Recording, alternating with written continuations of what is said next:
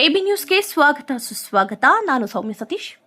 ಬಹುಜನ ಸಮೈಕ್ಯ ಸಮಿತಿ ಈ ದಿನ ಡಾಕ್ಟರ್ ಸಾಹೇಬ್ ಅಂಬೇಡ್ಕರ್ ನಚಿಕೇತನ ಹಾಸ್ಟೆಲ್ನಲ್ಲಿ ಎಲ್ಲ ತಾಲೂಕು ಜನ ಬಂದು ಇಲ್ಲಿ ಸೇರಿದ್ದರು. ಈ ಸಂದರ್ಭದಲ್ಲಿ ಮಾಧ್ಯಮದವರೊಂದಿಗೆ ಮಾತನಾಡಿದ ಅಧ್ಯಕ್ಷರು, ಉಪಾಧ್ಯಕ್ಷರುಗಳು, ನಾವು ನಮ್ಮ ಈ ಸಮಿತಿಯು ತುಂಬಾ ದಿನಗಳಿಂದ ನಾವು ಎಲ್ಲೂ ಸೇರಿರಲಿಲ್ಲ. ಆದರೆ ಇವತ್ತು ಎಲ್ಲ ತಾಲೂಕುಗಳಿಂದ ನಮ್ಮ ಸಂಘಟನೆಯ ಎಲ್ಲ ಮುಖಂಡರುಗಳು ಬಂದು ಸೇರಿದ್ದರು.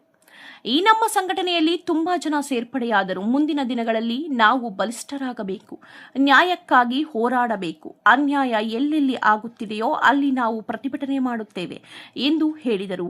ಇದೇ ಸಂದರ್ಭದಲ್ಲಿ ರಾಜ್ಯ ಅಧ್ಯಕ್ಷರು ಸೊಂಗಡ್ ಹಳ್ಳಿ ಪಿಲ್ಲಪ್ಪ, ಹರಟಿ ಸಂಪತ್ ಪ್ರಧಾನ ಕಾರ್ಯದರ್ಶಿ, ಅವನಿ ಮಂಜುನಾಥ್ ಜಿಲ್ಲಾಧ್ಯಕ್ಷರು ಮತ್ತಿತರರು ಸಂಘಟನೆಯ ಪದಾಧಿಕಾರಿಗಳು ಪಾಲ್ಗೊಂಡಿದ್ದರು.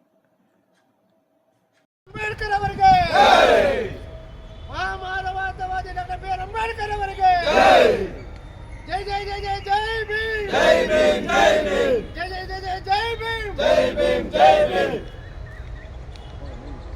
ಡಾಕ್ಟರ್ ಬಾಬಾ ಸಾಹೇಬ್ ಅಂಬೇಡ್ಕರ್ ಅವರಿಗೆ ಜೈ, ಡಾಕ್ಟರ್ ಬಾಬಾ ಸಾಹೇಬ್ ಅಂಬೇಡ್ಕರ್ ಅವರಿಗೆ ಜೈ, ಸಂವಿಧಾನ ಶಿಲ್ಪಿ ಡಾಕ್ಟರ್ ಬಿ ಆರ್ ಅಂಬೇಡ್ಕರ್ ಅವರಿಗೆ ಜೈ. ಬಹುಜನ ಸಮೈಕ್ಯ ಸಮಿತಿ ಹೋರಾಟಕ್ಕೆ, ಬಹುಜನ ಸಮೈಕ್ಯ ಸಮಿತಿ ಹೋರಾಟಕ್ಕೆ, ಬಹುಜನ ಸಮೈಕ್ಯ ಸಮಿತಿ ಹೋರಾಟಕ್ಕೆ. ಏನೇ ಬರಲಿ ಒಗ್ಗಟ್ಟಿರಲಿ, ಏನೇ ಬರಲಿ ಒಗ್ಗಟ್ಟಿರಲಿ, ಏನೇ ಬರಲಿ ಒಗ್ಗಟ್ಟಿರಲಿ.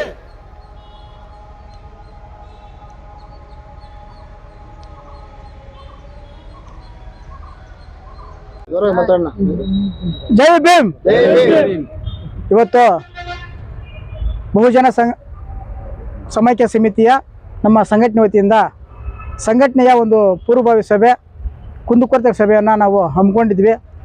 ಆ ಒಂದು ಸಂಘಟನೆಯ ಆಗುಹೋಗುಗಳು, ಕೆಲವು ಪದಾಧಿಕಾರಿಗಳ ಹೊಸ ನೇಮಕಾತಿ ಹಾಗೂ ಪದಾಧಿಕಾರಿಗಳ ಸೇರ್ಪಡೆ ಕಾರ್ಯಕ್ರಮನ ಇಟ್ಕೊಂಡಿದ್ವಿ. ಬಹಳ ಯಶಸ್ವಿಯಾಗಿ ಇತ್ತು. ನಮ್ಮ ಎಲ್ಲ ಸಂಘಟನೆಯ ಮುಖಂಡರೊಂದಿಗೆ ಒಂದು ಮಾತುಕತೆ, ಚರ್ಚೆಗಳು, ಆಗುಹೋಗುಗಳು ಮತ್ತು ಪದಾಧಿಕಾರಿಗಳ ನೇಮಕಾತಿಯನ್ನು ನಮ್ಮ ಎಲ್ಲ ಸಂಘಟನೆಯ ಪದಾಧಿಕಾರಿಗಳ ಮುಖಾಂತರ ಒಂದು ಕಾರ್ಯಕ್ರಮನ ಮಾಡಿದ್ದೀವಿ.